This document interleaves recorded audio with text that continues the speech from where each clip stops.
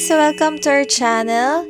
So this is the episode 2 of our Pokédex Binder journey. So kung hindi nyo pa napapanood yung episode 1, ilalagay ko na lang yung link sa taas. This time naman, gusto lang naming i-share sa inyo yung mga cards na nakuha namin during the card show na pinuntahan namin sa Ayala Malls, Manila Bay. Itong mga cards na to, additional sila dito nga sa binder and meron ding iba na upgrades. Okay, so first, isi-share muna namin sa inyo yung mga common cards na nakuha namin. So bakit ba kami nag-purchase ng mga commons? Kasi ito yung mga cards na wala pang mga full arts.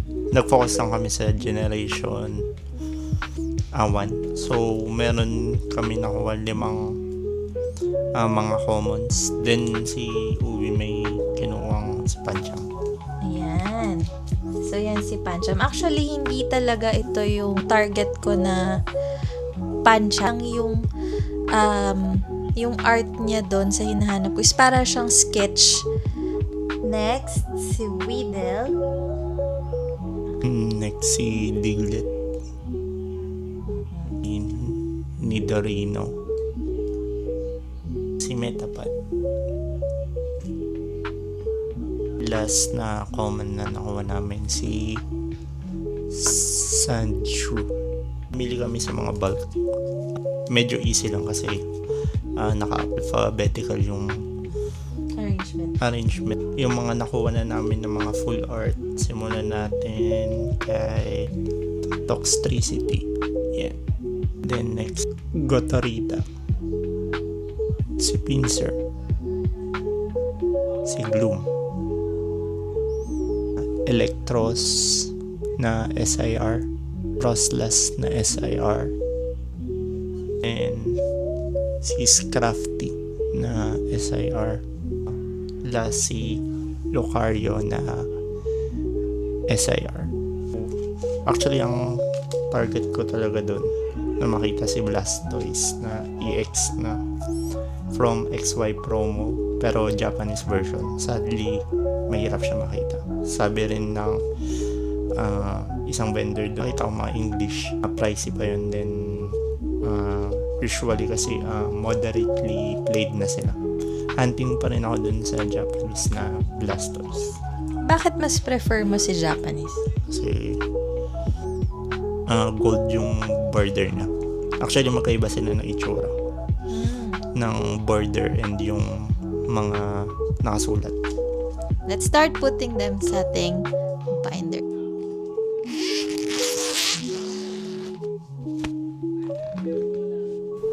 Metapod. So, try muna natin si Metapod dito. Yan si Metapod. Diyan. Next, si Caterpie.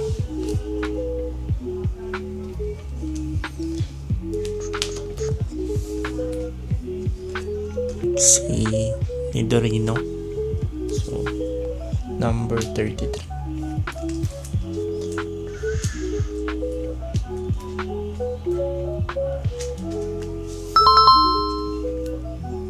Sandshrew, number 27.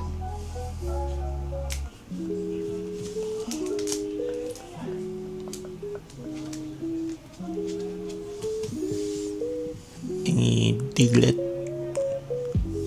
So, si Diglett, number 50.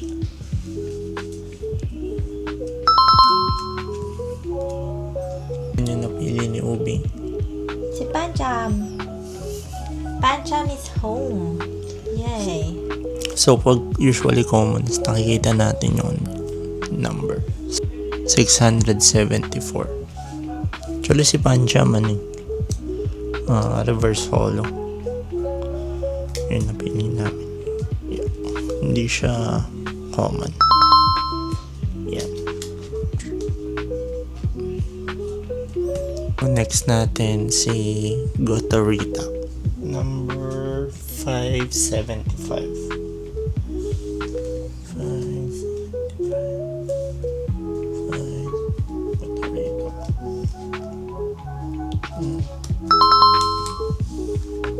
Next one, si Pinsir.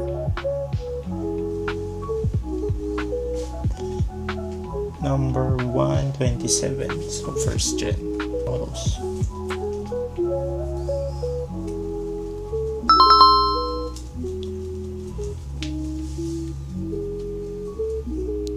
Next edition, si Toxtricity. Number 849.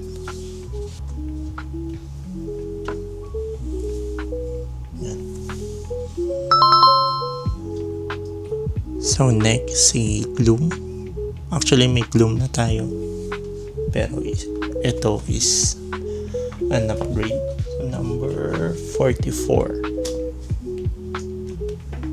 Yan kasi yung ano ko, diba? Yung parang anong tawag dun? Heart ba? O star? Dun sa app.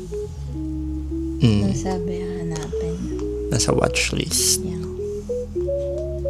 Actually, we use collector to track yung mga cards. So, ayan. Si Gloom.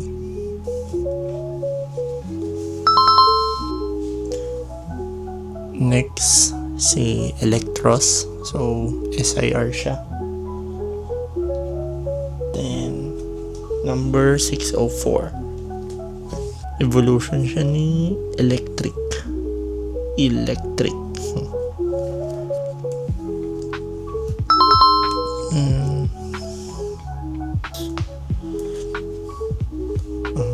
Sobrang kinang niya sa Japanese. Na ano lang siya ng sleeves. Pero Ababo. sobrang ganda niya. Pero sa personal, ang ganda ng mga Electros na to. Yan yung art niya na may mga kidlat.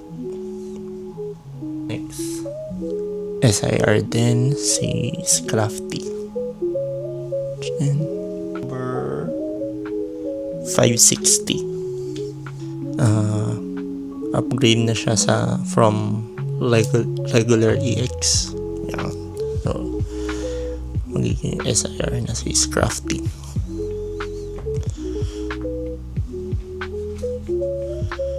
Yan. So, nakakatuwa siya kasi hindi natatapos sa addition. So, kung gusto mo siya i-upgrade, pwede mo i-upgrade. Kung ayaw mo naman, pwede din. So, si Frostlass, number 478.